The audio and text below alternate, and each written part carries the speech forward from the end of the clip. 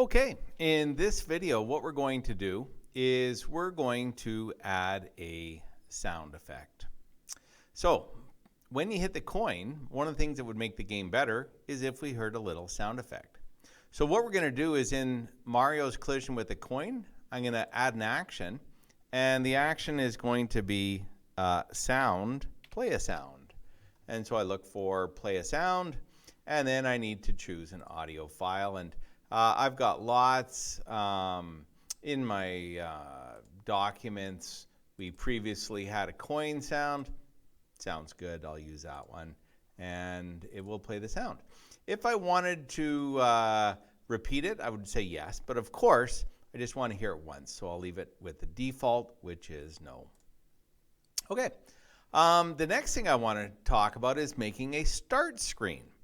Well, to do a start screen, what we're going to do is I want to focus on the project manager. So in the top corner where there's two little squares, that's called the project manager.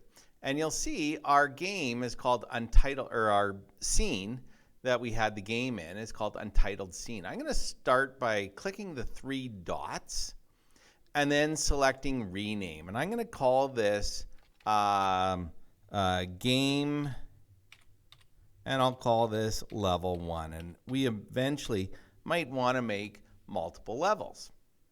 Great. It's not really going to do anything different, but if I click on it, you'll see that we have Game Level 1 and then Game Level 1 events. So it really didn't change things too much. But the next thing I want to do is I want to go back to the game events, and I'm going to go to the new scene and make a new scene. So, oops, I don't know how that one appeared. I must have hit it accidentally. So we hit plus to make a new scene. And then I'm going to rename this scene, and I'm going to call it Start Screen. So there's Rename, and I'll call it Start Room. Great.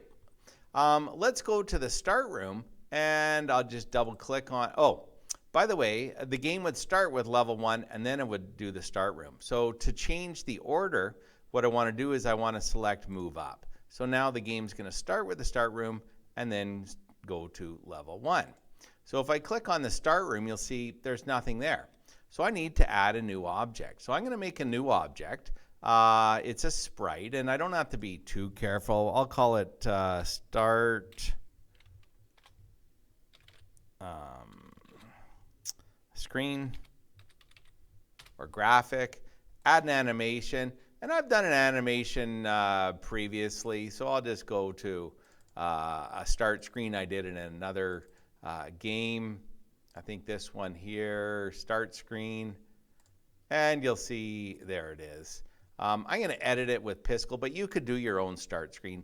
And a couple things I'd like you to focus on. When you do your start screen and you edit with Piskel, I'd encourage you to put your name on it. We need to have the name of the game. Because we're going to put this on the internet, you might want to leave off your name and just put your first name. Give the game a name.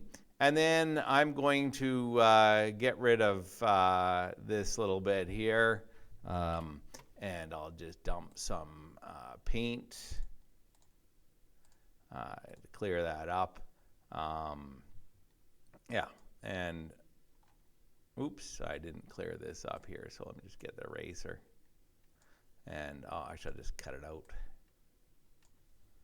And then dump some more paint there. There we go. So there's my, it says Mr. Poy's Mario game. And in fact, probably what I should have done, I should have done Mario game and said bye Mr. Poy, but I'll leave that for now. That's good enough for this video. So I don't really need much for the start screen. I'm going to make another object. And let me add the start screen here. So here you go. There's the start screen.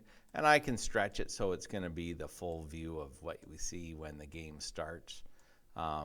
It's going to say Mr. Poy's Mario game. Great. I want a button that says start. So I just went on the internet and I created a start button. I'll call it start button. And I'll just load the graphic that I got off a website that makes buttons. And I downloaded it, and I think it was called Start the Game. There it is. So I've got this button that says Start the Game. And I'm going to add another button called instructions. So I'll call instructions.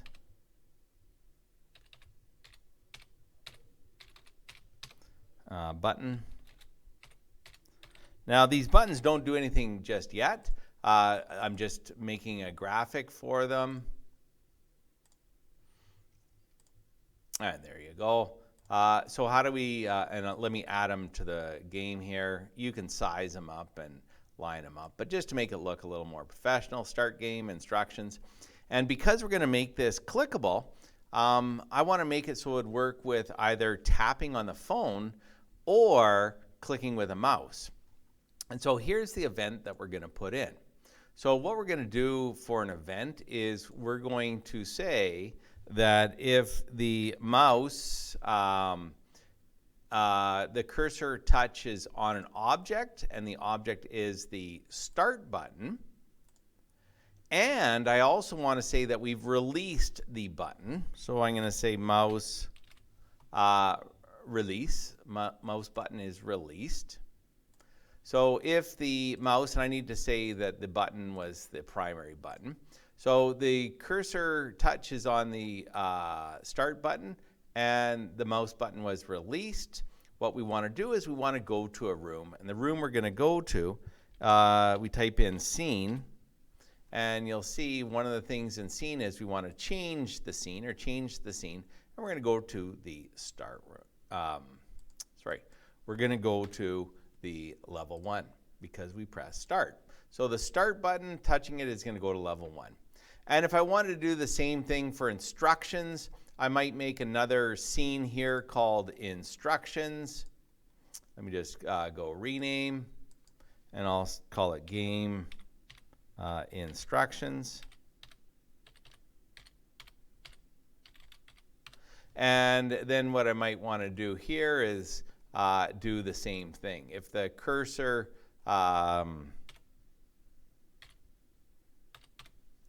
is on the instructions button and the left button,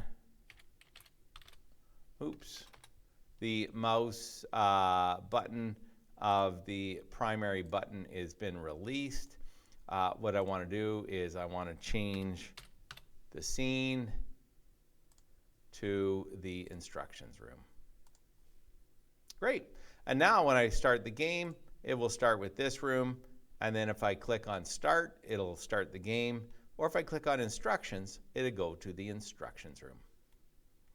Super. So we've added sounds and we've added a navigation system to go between rooms.